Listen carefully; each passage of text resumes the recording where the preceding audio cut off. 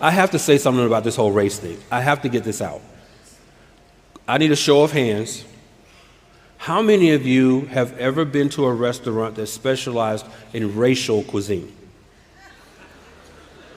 You don't want to raise your hands to that one. That's a trick question.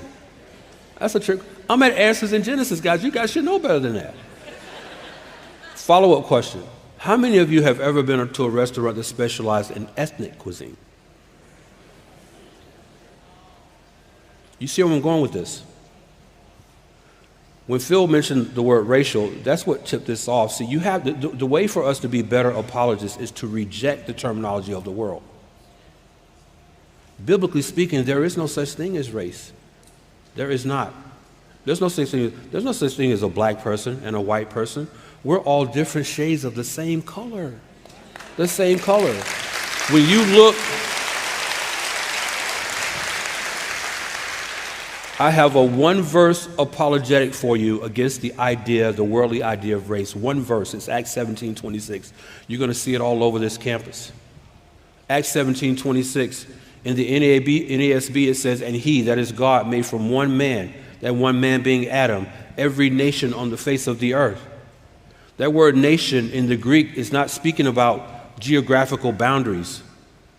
That word in the Greek is the word ethnos, from where we get the word ethnicity. So the biblical word is ethnicity. It is not race.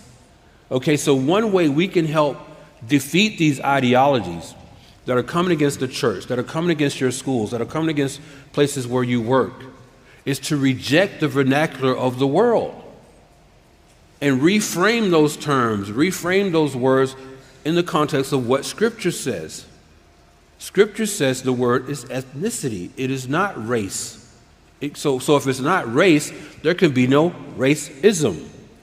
What there is what is talked about in 1 John. There's either hate or love. I either hate you or I love you. There is no ism.